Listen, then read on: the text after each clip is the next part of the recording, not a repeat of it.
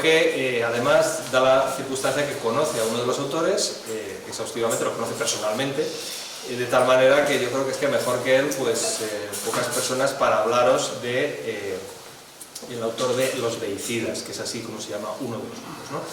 Entonces, vamos a hacer lo siguiente. Él va a hablar del autor, de Denis Martos, que es el autor de los Deicidas. Bueno, lo tenéis allí a la venta, y de verdad, o sea, me lo he leído de pe a pa, cuando ni siquiera estaba en papel, y la verdad es que me pareció súper interesante. Un libro muy recomendable, luego os contaré por qué y qué es lo que ha significado para mí, ¿no? Y bueno, pues no me alargo más, cedo la palabra y bueno, pues que disfrutéis de esta presentación, que os sirva, que es para eso, para lo que se hace, y que compréis el libro. Por favor. Bueno, de todo, buenas tardes. Mi nombre es Luis Alfredo Saratini, soy argentino y me toca representar a Denis Martos, que es el autor del libro. Es un camarada al cual conozco desde el año 58, cuando entramos juntos a una organización que me formó para toda la vida, que se llamó Tacuara en la Argentina. Denis Martos no puede estar presente, lamentablemente, por un problema de salud. Él tiene un problema respiratorio que le impide moverse fuera de su ámbito, el ámbito de su casa. Está perfectamente bien en cuanto a su lucidez mental y su capacidad y militancia, inclusive en lo literario. O sea que para mí, vuelvo a repetir, y gracias a Pedro Varela, que siempre está ayudando en todo, hemos sacado esto para que ustedes lo conozcan y nos conozcan a nosotros. Habiendo dicho esto, tengo que decir un poco también cómo llegamos a esto, ¿no? Tanto Martos como yo. Empezamos en 1958 juntos, en una época muy especial de la Argentina, porque nosotros somos el movimiento Tacuara, al cual yo pertenecí desde el año 58, 14 años tenía. Es una sucesión, es el fin de una serie de movimientos nacionales revolucionarios que comenzaron con un movimiento llamado Legión Cívica, por los años 30, que después apoyaron a Perón durante todo su gobierno, estoy sintetizando, ¿no?, para no hacerlo muy extenso, y que después derivó en un movimiento político que se llamó Alianza Libertadora, cuya jefatura la llevaba un viejo camarada que se llamaba Juan Queraltó, muy falangista, y de ese desprendimiento, y después del año 55, que hubo el golpe militar, porque en la Argentina quiero decirles que también pasó lo que pasa acá en muchos lugares ahora, ¿no? Hubo una época que existió un plan Corintes, después de un golpe que le echaron a Perón, por el cual estaba prohibido todo lo que hubiera sido un distintivo del peronismo, una canción, una fotografía o algo de eso. En esa semi-clandestinidad que existía, bueno, en ese se creó un movimiento que se llamaba UNES, que se llamaba Unión Nacionalista de Estudiantes Secundarios, en el cual estábamos nosotros, y de ahí surge Tacuara. Es que era un movimiento nacional revolucionario, absolutamente, cuya ideología fundamental era el nacionalsindicalismo de José Antonio Primo de Rivera, que en ese entonces en Argentina por lo menos no existía literatura como existe hoy. Lo único que teníamos, y era como conseguir una Biblia de primer nivel, era las obras completas de José Antonio, y era toda una maravilla poder tener eso y cuidarlo, ¿no? Bueno, y a partir de ahí nos educamos. Yo siempre digo que en mi casa me dieron los valores y en Tacuara me dieron la estructura, ¿no es cierto?, para seguir en esto para toda la vida.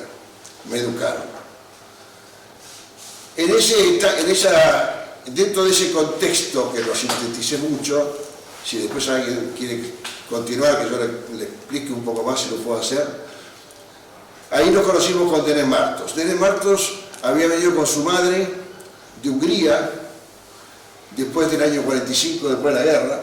Su madre había podido conseguir salir de Hungría gracias al ejército norteamericano en ese momento, porque ella hablaba inglés y entonces lo usaban de traductora, y él tenía 3 años. Y bueno, llegaron a la Argentina. Su papá había sido, creo que eran los Flechas Dorados, algo así, se llamaba el Movimiento Nacionalista Húngaro. Y bueno, nos conocimos en Tacuara. Él estaba en uno de los comandos en la provincia, yo estaba en otro, en la capital. Y a partir de ahí nació una relación que hasta el día de hoy, quizá ha pasado épocas en las cuales nos dejábamos de ver, pero siempre estábamos militando juntos en algún sitio. Reitero, es un ejemplo que sería lindo que muchos jóvenes lo pudieran seguir en todo sentido, ¿no? De integridad física, de integridad moral, de constancia revolucionaria y de no, bajo ningún concepto, ni siquiera en la debilidad física, aceptar ningún tipo de claudicación. Yo los invito a que lo lean porque, aparte, y me emociono, Martos perdió un hijo con un cáncer siendo muy joven. Él y su mujer, los dos, eran agnósticos. Su hijo, por supuesto, tampoco había recibido educación religiosa cuando era niño. Y durante la enfermedad, y por esas cosas de la vida, su hijo le pidió al padre tomar la primera comunión y que fuera bendito. Cosa que su padre le dio. Y a partir de ahí el hijo tuvo una alegría asombrosa. Le estoy hablando de un chico que tenía 15 años cuando murió. Tuvo una alegría asombrosa y produjo un cambio en toda la familia. Y eso produjo que este haya sido uno de los primeros libros que escribió Martos a pedido de su hijo. Bueno, creo que con esto he hecho una presentación como corresponde a un camarada íntegro. Lo dejo en la mano de quien no lo ha leído y merece hacer explicarlo con mucha más capacidad que yo. Muchas gracias.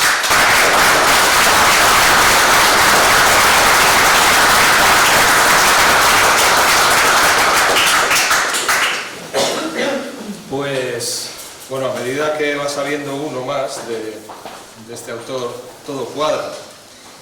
Porque yo me preguntaba quién era la persona en el prólogo de este libro. Dice que este libro lo escribe a pedido, como dicen en argentino, de una persona que, le había pedido escribir este libro. Claro, no dice su nombre, no dice quién. Claro, allá, cuando él cuenta esto, que no tenía ni idea de que había sucedido, pues ya todo cuadra.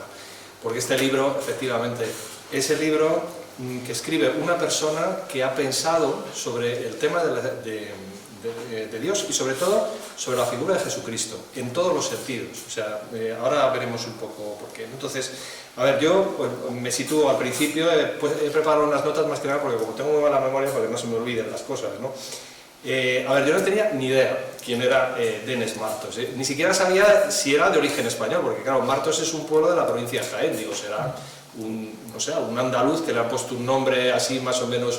Claro, luego leyendo, digo, es que este hombre nació en Hungría en 1943, llegó a Argentina en 1948.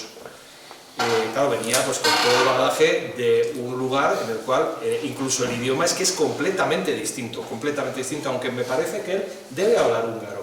Sospecho. Perfecto. Sí, pues ahora te diré una cosa que me ha sorprendido un montón.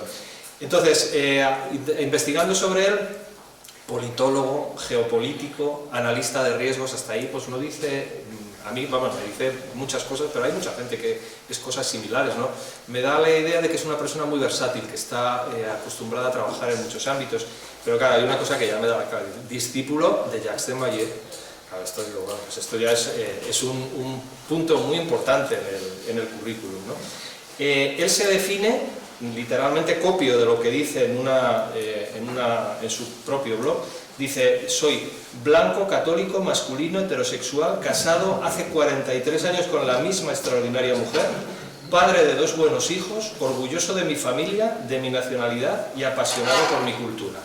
Para que nadie diga que es nadie, ¿no? Es una persona con unas coordenadas vitales muy determinadas y que las exhibe, las pone encima de la mesa, te lo deja clarísimo, ¿no? Y entonces, Eso ya te va situando, pero es que además él te empieza a desplegar, bueno, tiene una editorial virtual y un blog, ¿no? Y lo he estado mirando y tal. Bueno, hay algunas cosas que son muy llamativas. Él despliega un muy vivo interés por los temas más diversos. O sea, no es una persona que hable solamente de política, habla de un montón de temas. Por ejemplo, el blog personal, muy interesante. La primera entrada, bueno, habla de una conferencia de acción política conservadora que ha tenido lugar en Hungría, en Budapest. Bueno, ha ido gente de muchos países, gente que ha tenido un papel real en la política, dentro de la administración de los Estados Unidos, con Donald Trump, incluso Tucker Carlson, el comentarista que han echado ahora de la Fox. Bueno, no estuvo personalmente, pero mandó un texto, se leyó, en fin, bueno, él, una persona bastante interesada por la vida intelectual, política, de la disidencia en todo el mundo, ¿no? Después, hay en su página web una cosa que no había visto nunca, que es una entrevista con Víctor Orbán traducida con subtítulos en español. Pero claro, no es el típico vídeo que circula por internet que dura 4 minutos, no, es una entrevista de casi 25 minutos, interesantísimo. Yo sé lo que cuesta traducir una cosa y ponerle subtítulos. Alguien, no sé si él mismo, se ha tomado la molestia de ponerle subtítulos a la entrevista de Orbán. Muy, muy interesante, os lo recomiendo. El Blogspot, está en el Blogspot, que es el dominio de internet, ¿no?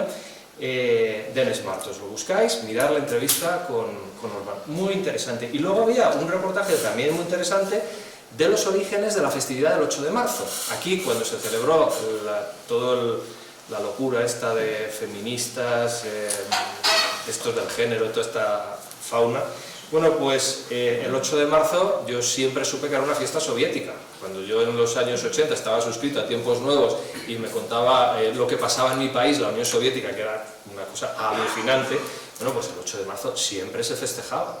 Bueno, pues los orígenes del 8 de marzo están muy bien contados en un artículo muy extenso, bueno, pues lo que supuso el incendio en Nueva York, que murieron 129 mujeres, las condiciones en las que trabajaban, en fin, una persona con unos intereses muy diversos. Todavía más patente se hace esto cuando te vas a la editorial virtual. Tiene una antigua editorial virtual y una nueva editorial virtual. La antigua tiene textos de lo más variopinto que os podáis imaginar, pero todos muy interesantes y difíciles de encontrar. Por ejemplo, si queréis libros de Castellani, ahí los tenéis, un autor interesante que en España ha puesto de moda Juan Manuel de Prada, pero bueno, los que hayan seguido un poco la cultura argentina desde hace tiempo ya lo conocen antes que él, ¿no? Incluso Lenin está, algún texto de Lenin, bueno, eso no es tan difícil de encontrar, pero te dice que es una persona con una amplia cultura política. Pero es que en la actualidad, lo que él llama nueva editora virtual, tiene bueno, todos los libros de Jacques Desmayet, algunos que yo no he visto jamás editados en España. Si a alguien le interesa, los textos del profesor Desmayet son súper interesantes, muy formativos. El mítico El Estado Comunitario, que nunca se editó en España hasta que lo editó en los años 90 Juan Antonio Llopart, en Nueva República. Antes de eso, aquí se conocía por importación, de los hermanos Valdemoros, por cierto. Antes de eso no había... Bueno, pues todo esto está ahí a disposición de todo el mundo. O sea, que es un autor que... Denis Martos es un autor que hay que seguir, que hay que conocer. Bueno, me dejó absolutamente patidifuso con un libro de Jacques Desmayet que no conocía, que se llama La inteligencia organizadora, publicado en Argentina en 1950, que habla de temas muy relacionados con la ciencia y con lo que luego ha sido, yo creo que bastantes años después, entre otras cosas porque ha habido varios descubrimientos científicos muy importantes de por medio, todo el movimiento en los Estados Unidos del diseño inteligente, es decir, la teoría crítica con la concepción de la evolución, que es una concepción en el fondo materialista, ¿no? Bueno, pues este texto de Jacques Desmayet, para mí totalmente desconocido, o sea que he de agradecerle a Denis Martos que me lo haya dado a conocer, es que se junta con una traducción que ha hecho el propio Denis Martos de un texto fundamental del diseño inteligente, que es La caja negra de Darwin, del profesor Michael Behe, que es un texto de referencia para todos los críticos de la teoría de la evolución. Yo no tenía ni idea que un argentino había traducido este libro del inglés. El inglés es un idioma muy fácil, ¿no? Pero vamos, que la idea seguir estos críticos de una idea tan subversiva, tan revolucionaria y tan materialista como es la teoría de la evolución, pues que alguien lo haya traducido, se haya molestado en ponerlo a disposición del público de habla hispana, pues yo me parece una cosa pues, realmente muy interesante y absolutamente útil, ¿no? Entonces, el libro que tenemos aquí, el que yo os recomiendo que lo compréis porque de verdad que merece la pena, es un libro de cierta enjundia, son 329 páginas. La lectura para mí fue muy interesante y muy viva porque parece que está hablando contigo, o sea, estás leyendo y en ningún momento parece un erudito y sin embargo sí que lo es, a veces hace ciertos alardes de erudición de una persona que se ha documentado en el tema, porque, a ver, Los Deicidas es una obra que habla de la guerra contra Dios, en definitiva. Arranca en la Guerra Civil Española, al principio lo dice como de pasada, figura que hay una persona que está orando en una iglesia y se cierra con esa persona que sigue orando en la misma iglesia y entre tanto, todo ese tiempo que transcurre en el texto es la vida de Cristo, pero la vida de Cristo contada como si estuviéramos allí, o sea, como si fuera un reportaje periodístico. ¿Qué emperador había? ¿Qué le pasaba al emperador? ¿Cuáles eran sus relaciones? ¿Cómo era su relación con su mujer? ¿Los apóstoles? ¿Dónde vivían? ¿Cómo le juzgaron? O sea, todo muy palpable. No está en ningún momento imbuido de ni siquiera una vena mística, aunque constantemente está la idea de que Jesucristo es Dios, ¿no? Es el Hijo de Dios que ha venido a la tierra. Entonces, el libro es, ya os digo, tremendamente vivo, aprende un montón de cosas, como era, por ejemplo, el proceso de los tribunales judíos. ¿Por qué el proceso de Jesucristo es excepcional? Ocurren una serie de singularidades, de curiosidades, de cosas que no suelen suceder en un proceso normal, que hace que los tribunales se emplearan a fondo para condenar a Cristo. Él dice en el libro que es el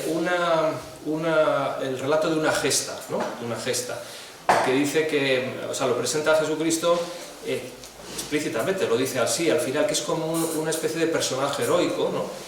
Frente al cual se conjura pues, todos los mediocres, lo peor de la especie humana, ¿no? Bueno, es mucho más que eso, porque está constantemente valorando qué hace Jesucristo en Palestina, qué pasaba cuando la gente veía un milagro, qué es un milagro. Alguien se ha puesto a pensar, pues tiene un pequeño ensayo en el texto acerca de qué debe entenderse por un milagro. ¿Los milagros existen? Sí, claro, si Dios controla la naturaleza, es quien ha puesto la ley natural, él puede quebrantarlo, porque la ley natural le obedece. Entonces el milagro tiene sentido. Bueno, desde este tipo de reflexiones hasta, no sé, las costumbres judías completamente desconocidas, todo está puesto en los deicidas, ¿no? Entonces, los que condenan a muerte a Jesucristo son deicidas, pero curiosamente el hombre que ora en la Guerra Civil Española, que sale al principio, está en el Cerro de los Ángeles, en agosto de 1936, cuando los milicianos fusilan la imagen de Jesucristo y unos pocos días después dinamitan el monumento entero de tal manera que hubo que reconstruirlo en la posguerra. Lo que ahora se visita es una reconstrucción de lo que había anteriormente, ¿no? Entonces, al final, ¿qué es lo que establece este libro? Pues un paralelismo entre los deicidas que en el año 30, 32, 33 crucifican a Cristo y los deicidas que en agosto de 1936 están disparando contra la imagen de Cristo, ¿no? De Cristo del Sagrado Corazón. No sé, creo recordar que cita también el proceso en 1919 del proceso del Estado soviético contra Dios, que bueno, le juzgan, le ejecutan y con una salva al cielo, ¿no? Es los antecedentes de lo del Cerro de los Ángeles. O sea, es que no hay nada nuevo, ¿no? Pero, en fin, para lo que nos importa, el tema de los deicidas, ¿no? Es esto lo que plasma, ese paralelismo que viene a señalar que las cosas no han cambiado, ¿no? Que el Cristo que muere en la cruz es que a lo mejor a fecha de hoy lo hubieran crucificado igual, más o menos con un proceso similar, porque la especie humana sin la ayuda de Dios, pues la verdad es que es despreciable, no os voy a decir otra cosa, ¿no?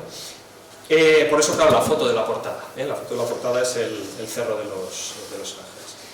Denis Martos dice que no es un libro religioso ni sobre religión.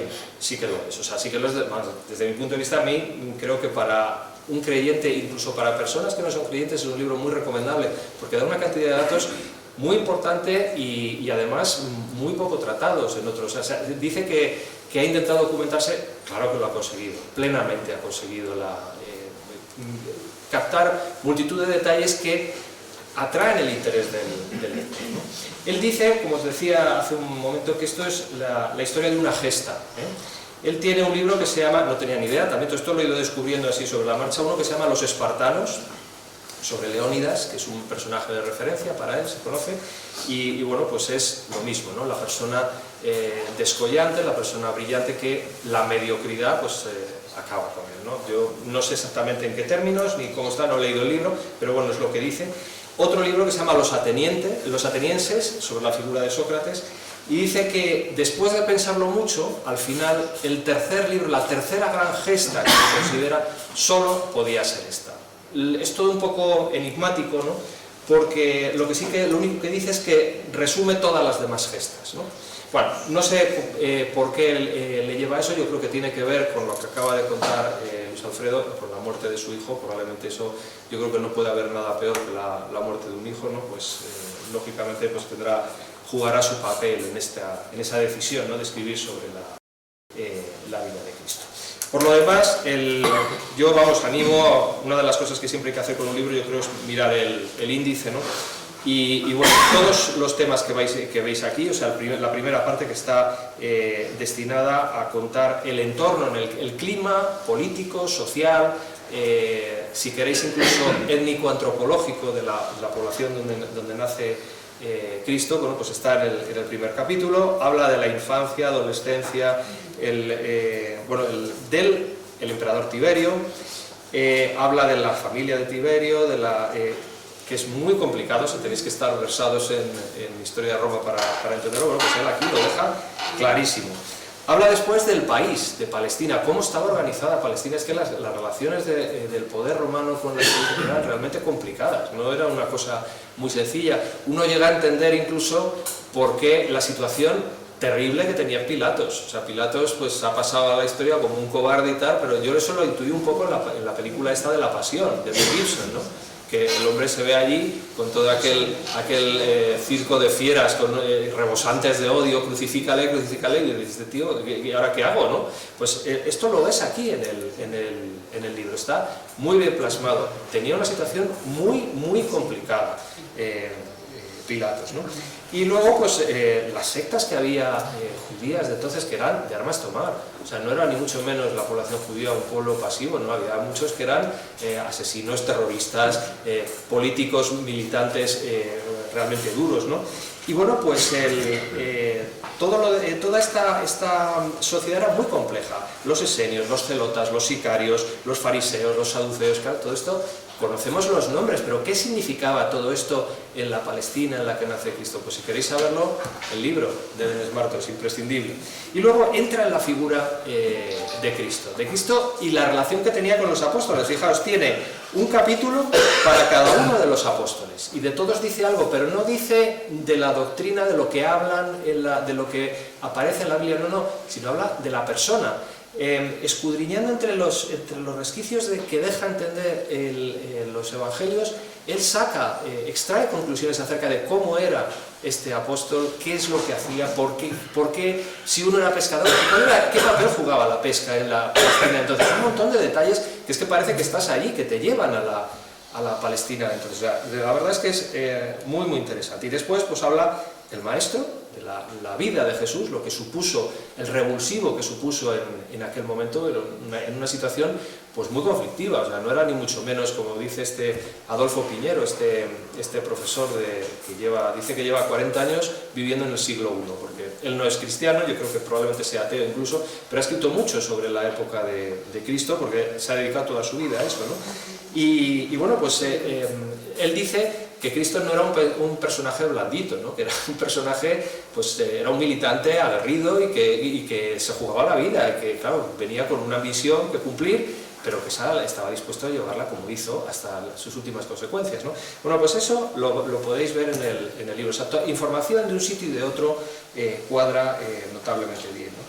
Luego hay otras cosas que, bueno, pues no sé, el simbolismo de la luna de sangre, lo que pudo significar, incluso hace sus propios cálculos astronómicos. Realmente él dice, es un genio, pues me lo creo, o sea, desde luego es una persona intelectualmente vivísima, porque se pone a hacer cálculos para conocer cuándo se pudieron producir ciertos acontecimientos que la Biblia relata y que coinciden con acontecimientos astronómicos que están documentados y que se sabe que pasaron, ¿no? Bueno, pues también una cosa muy interesante, ¿no? Bueno, y después el proceso a Jesús. El proceso a Jesús, si alguien quiere conocerlo en detalle y cómo transcurrió y por qué era irregular en tantas cosas, pues aquí lo podéis ver. O sea, que es que yo creo que es una cosa realmente muy viva y muy interesante, ¿no? Bueno, el libro acaba con la crucifixión y se cierra con un epílogo, ¿no? El epílogo es una acusación a la humanidad, porque dice, Cristo dijo, perdónales porque no saben lo que hacen. Y él dice que no saben lo que hacen, si son chusmas, o sea, no dice eso, claro, pero bueno, lo deja entender, ¿no? O sea, lo que han hecho es una tamaña injusticia, no por lo que habían hecho, que en sí era una injusticia, sino porque la injusticia la habían cometido nada menos que con el Hijo de Dios. O sea, que es que ella era la injusticia multiplicada ad infinitum, ¿no? Entonces, él cierra el libro con, pues eso, la voladura del monumento del Cerro de los Ángeles en Madrid, ¿no? Que es, pues, otro ejemplo, ¿no? de deicidas, ¿no? Unos deicidas que en el fondo pues no han cambiado mucho. Y entonces dejamos a Demes Martos y nos pasamos a este otro libro, que es de Saint-Luc. A ver, un segundito. Cuando hice la presentación de Martos me olvidé de algo muy importante por la emoción que me hizo transcurrir. Pero quería decirle que Demes Martos, junto con otros camaradas más, por ejemplo Álvaro Martín Frey, Adrián Salvucci, yo y él fuimos los que fundamos y llevamos a CEDADE a Buenos Aires y al interior a toda la Argentina. Y gracias a Dios, con bastante éxito, como hasta el día de hoy, seguimos casi todos trabajando y haciendo política exactamente en la misma línea y con la misma camaradería, y junto con Pedro, que nos sigue iluminando permanentemente. Nada más que eso, me había olvidado nada más que eso. Muchas gracias, Pedro.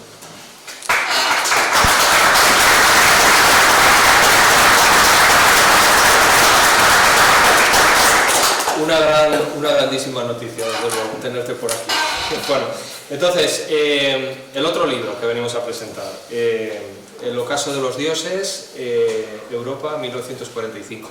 A ver, yo antes de esta edición lo había comprado en México, porque en México cogen los libros, los copian, los editan y ya está, ya tienen libros, ¿no? Entonces, bueno, eso, a ver, en Europa eso es impensable. Yo he asistido en Perú, por ejemplo, a librerías enteras de libros fotocopiados, que digo, bueno, es que esto en España, o sea, la multa no tendrías dinero para pagarlo en varias generaciones, pero claro, también lo comprendo, ¿no? Porque un libro, por ejemplo, de McGraw-Hill, por el que pagas aquí 50 euros, pues claro, se los tiene que pagar un peruano que gana 5 al mes, pues yo entiendo que los fotocopien, o sea, ¿qué van a hacer, no? Pero bueno, el problema es que estos no se lo hacen, pues yo supongo que por difundir, ¿no? Entonces, curiosamente, yo compré el libro del ocaso de los dioses escasamente, pues yo creo que fue un par de meses o 3 antes de que me enterase que se había editado por los camaradas argentinos aquí en España. Bueno, aprovecho para deciros también que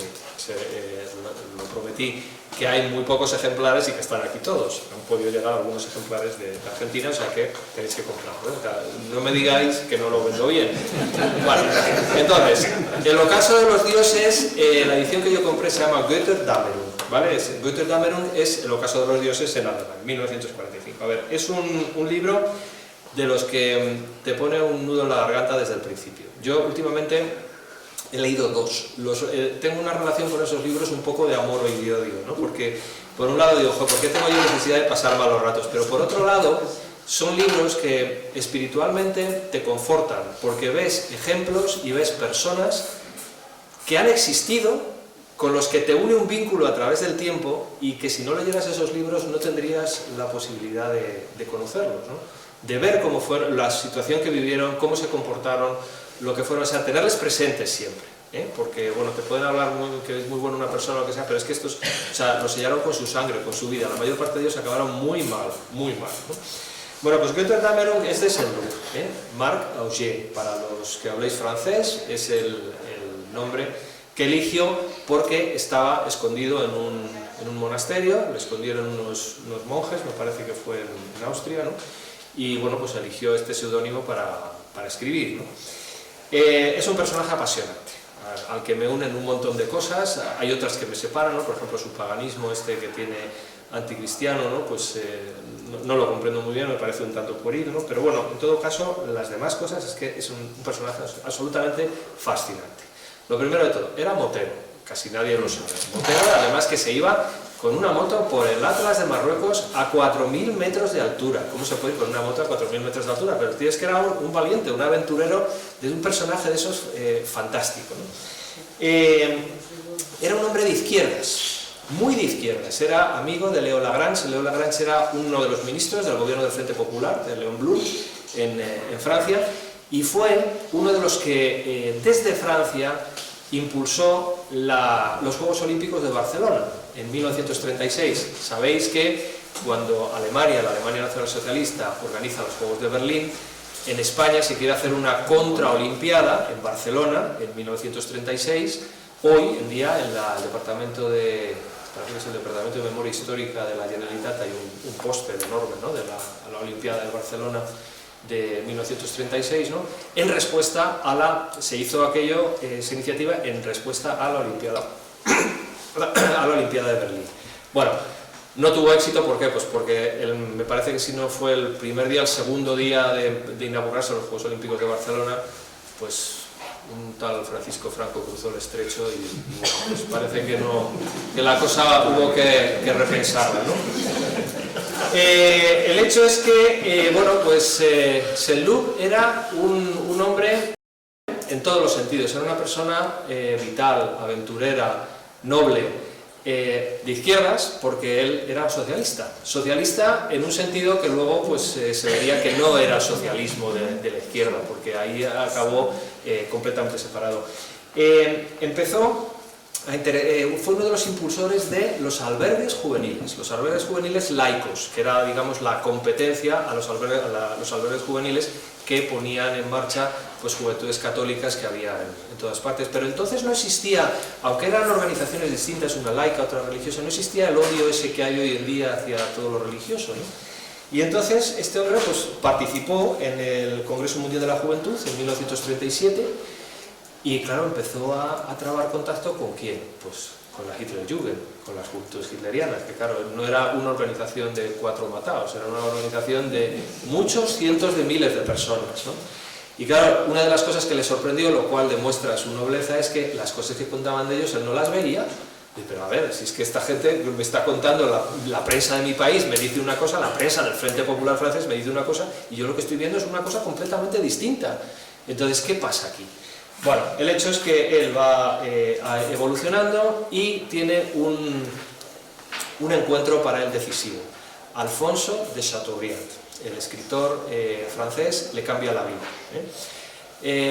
Curiosamente, él tiene en este libro algunas invectivas anticristianas, bueno, pues bastante, a veces un poco cínicas y tal, pues tiene unas palabras de Chateaubriand, que era un grandísimo católico. Chateaubriand era un caballero bretón, de origen holandés, Van Reveneck se llamaba de primer apellido, o sea que Chateaubriand era el nombre, digamos, francés de una parte de su familia, ¿no? Pero en parte era de herencia holandesa, ¿no? de ascendencia holandesa, ¿no?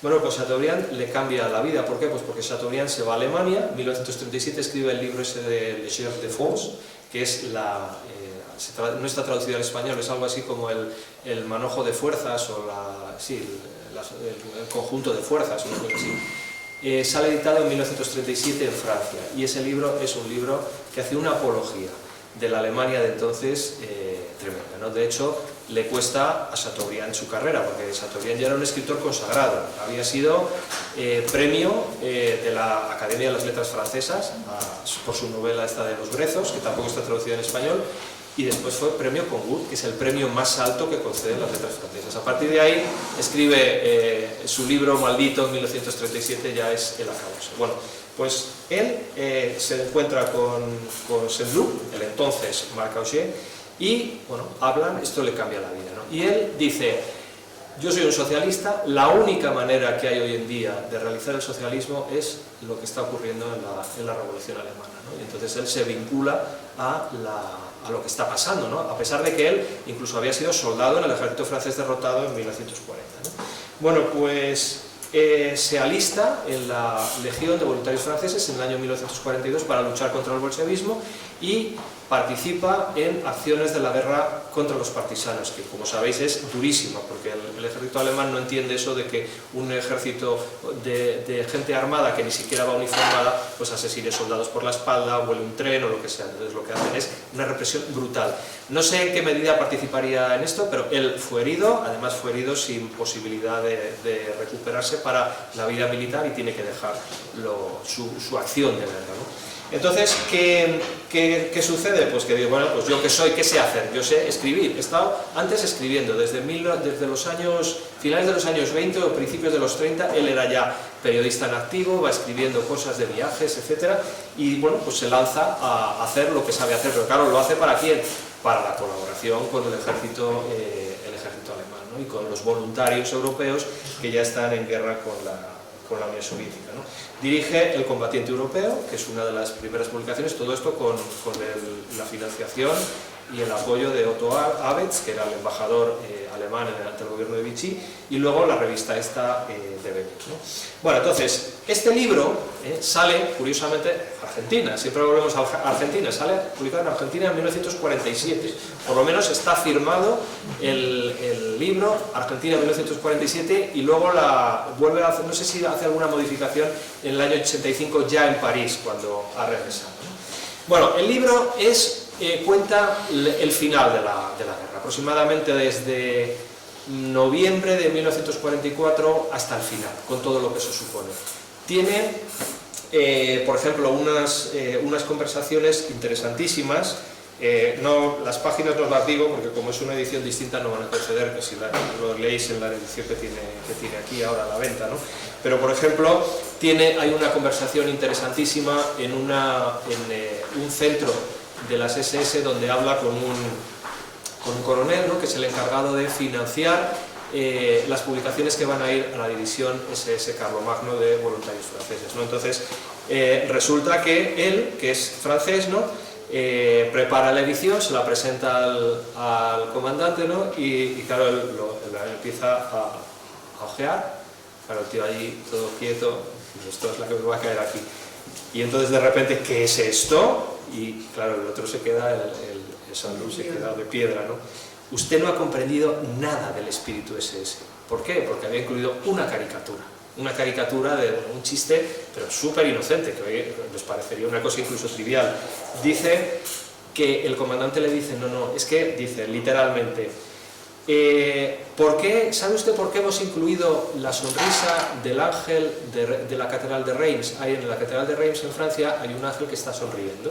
Bueno, pues la portada que había incluido la SS en esa publicación era la sonrisa del ángel de la Catedral de Reims. Y le dice, ¿por qué?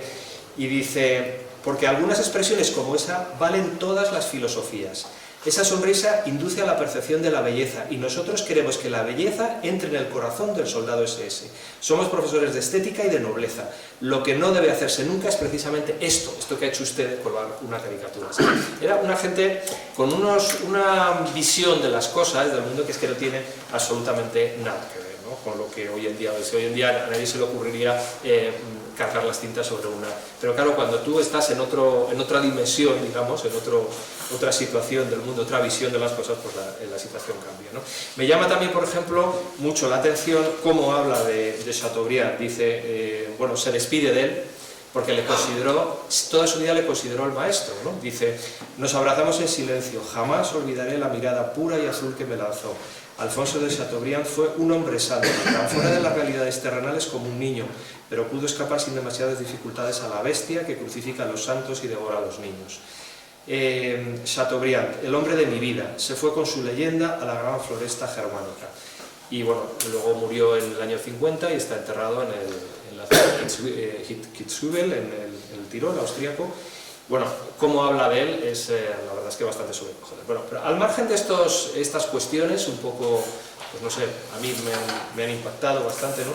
Pues están aquí todos los disidentes, todos los colaboracionistas de renombre francés, retratados además en anécdotas. O sea, cuando se encuentra por ejemplo, con Céline, que lleva un gato en la mochila, o se encuentra con Marcel Deat, o se encuentra, pues, habla con Otto Abetz, que era un gran historiador, por lo visto, o sea, lo tenéis aquí todo, y además todo narrado en primera persona. Hay una parte que es absolutamente sobrecogedora, que es el bombardeo de Hildesheim. Si habéis estado a Hildesheim está camino ya del norte de Alemania, yo creo que debe estar como unos 300-400 kilómetros de la frontera con Dinamarca. Es una ciudad del siglo XVI maravillosa, o sea, no encuentro palabras porque es de una belleza tan cuidada, pero está toda totalmente reconstruida. ¿Por qué? Pues porque 5 oleadas de bombardeos americanos arrasaron literalmente una ciudad en la que no había nada, absolutamente nada, ni una fuerza militar. Era un puro crimen, ¿no? Por eso cuando oyes hablar de Guernica y todas estas cosas, dices, qué cinismo tenéis, qué cara más dura, cuando esto es una cosa muchísimo, muchísimo peor, ¿no? La descripción que hace, porque él lo vivió en primera persona, estaba allí, el bombardeo de Hildesheim, es espantoso, ¿eh? Una nueva lluvia de fósforo cayó sobre la manzana. 2 mujeres que huían delante de la columna recibieron la caricia de las serpientes rojas y azules y empezaron a arder al instante, pluf, como bidones de gasolina. Posaron los bebés que llevaban en brazos envueltos en mantas y rodaron por el suelo soltando gritos terroríficos. Después de muertas, siguieron agitándose, animadas por extrañas convulsiones que solo cesaron después de quedar completamente carbonizadas. Hildesheim ardía ahora en toda su extensión, pero el bombardeo no paró. Más de 500 cuadrimotores acababan de descargar bombas explosivas de gran potencia, las hijas más jóvenes de la técnica adornadas de fósforo.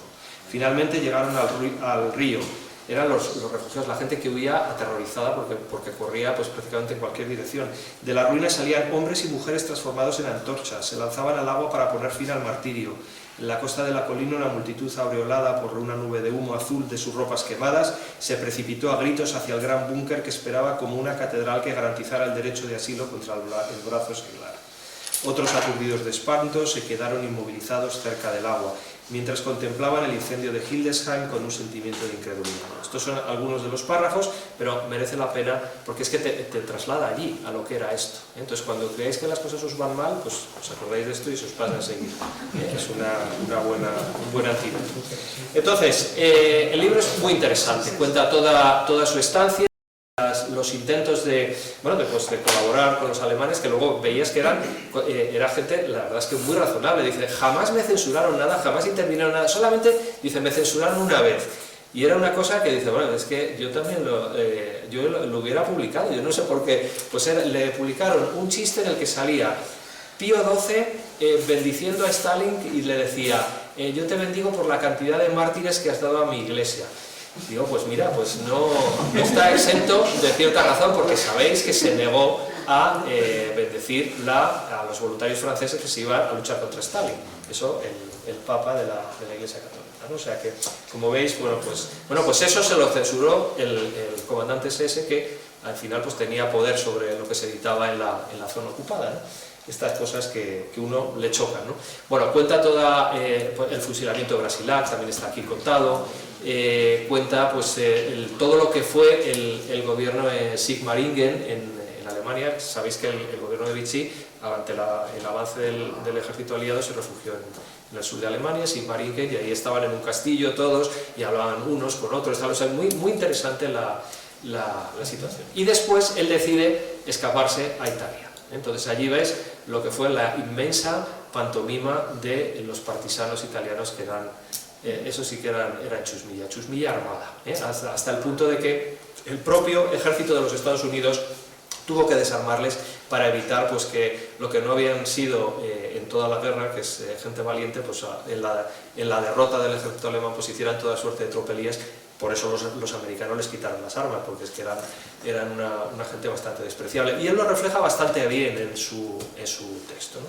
Entonces, es un libro que yo recomiendo, porque aquí se ve a otros deicidas, ¿eh? Esto no es nada más que es la misma guerra, ¿eh? Y aquí se ve otro episodio de deicidas, ¿no? De deicidas que en el fondo pues son esencialmente los mismos que están ahora en el poder, que gestionan las cosas, que hacen todas las tropelías que se ven, ¿no? Lo que pasa es que, bueno, cuando uno llega a una cierta desesperación de pensar que las cosas no van a cambiar nunca, ¿no? Y que esto es un desastre y que no, pues entonces llega Denis Martos con su prefacio, ¿no? del libro, y dice, a ver si lo encuentro por aquí porque está bastante interesante. Bueno, esto es lo típico, cuando vas a buscar una cosa no sé, al final, en el epílogo. Sí, dice, fusilaron a Cristo, levantaron sus fusiles, apuntaron y fusilaron el monumento al Sagrado Corazón de Jesús que había sido erigido allí en 1919. Luego, el 7 de agosto de 1936 lo dinamitaron. Sin embargo, Dios no detuvo el reloj del universo, no se vengó de quienes lo habían fusilado. Al día siguiente, simplemente permitió que volviera a salir el sol. Cuando los deicidas vieron ese sol, quizás comprendieron que habían fracasado después de todo, porque los deicidas siempre fracasan, están condenados a fracasar, y eso es lo que yo sinceramente espero. Muchas gracias y comprad los libros.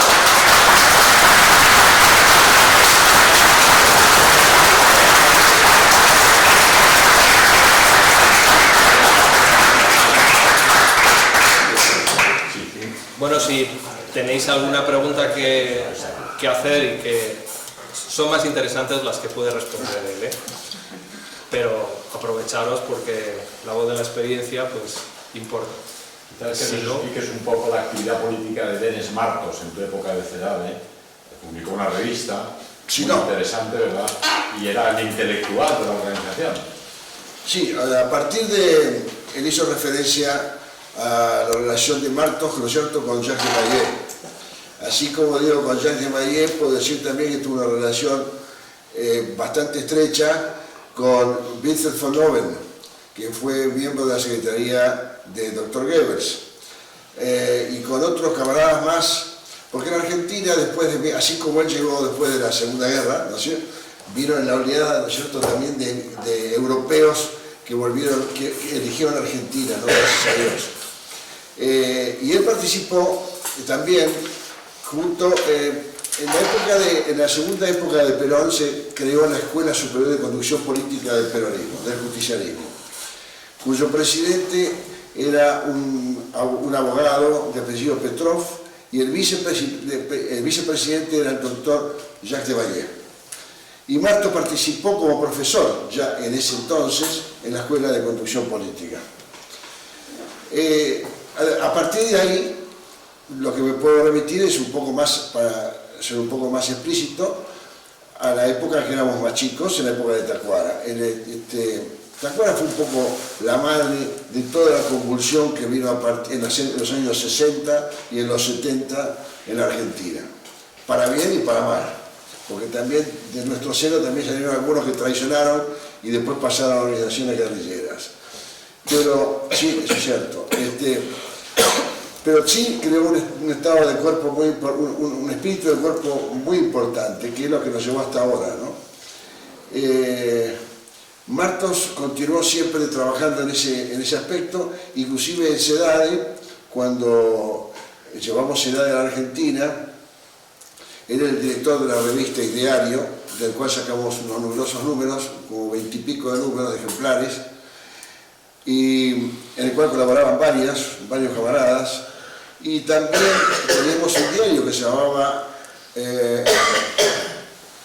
un diario que era de carácter más de política diaria, no de formación política, que lo hacíamos con el Frente Nacional Revolucionario, que era una estructura paralela que se había montado en ese entonces, y trabajábamos conjuntamente con el peronismo, sobre todo con la gente de la juventud peronista, que en ese entonces no existían, o sea, no tenían una organización como la que hubo posterior, y colaboraban, estábamos juntos permanentemente.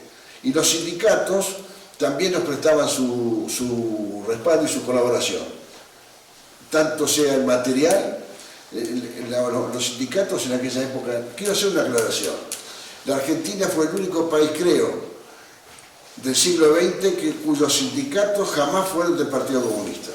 La CGT en la Argentina nunca fue comunista. Hubo alguna seccional comunista de algún gremio, ¿no es cierto?, que rápidamente fue terminada, tanto en lo jurídico como en lo físico, por la gente que eran compañeros y casi camaradas, diría yo, también en un 80%.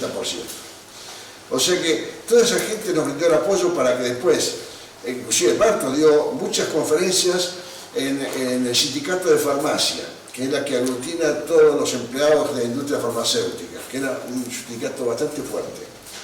Y de ahí subió mucha gente con diplomas, ¿no es cierto?, junto con Sargucci.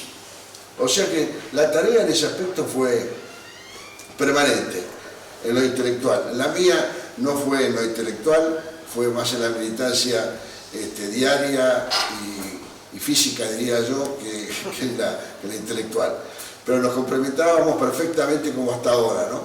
Que tenemos una relación excelentísima. Una camaradería, como tú me decías hoy, que el hecho de uno se siente todavía con los viejos camaradas de esa edad, y me decías tú hace un ratito, y lo ratifico yo también, que nos une algo más allá que una hermandad, ¿no? Porque un hermano uno lo recibe, es su sangre. A un camarada uno lo elige, y cuando lo elige y se elige mutuamente, eso es para toda la vida, aunque no nos veamos durante años, como en el caso nuestro, que él, por ejemplo, me brindó su casa en una oportunidad hace muchísimos años y lo vamos a encontrar hoy.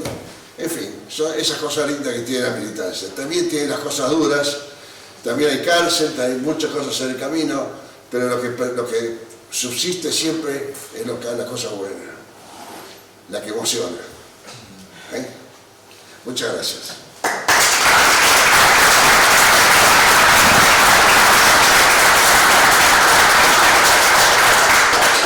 Bueno, pues no sé si alguien tiene algo más que preguntar o no sé, si no, pues cerramos el acto aquí y comprar el libro. Nada más, ¿no? Bueno, pues muchas gracias a todos por venir y hasta la próxima. Muchas gracias.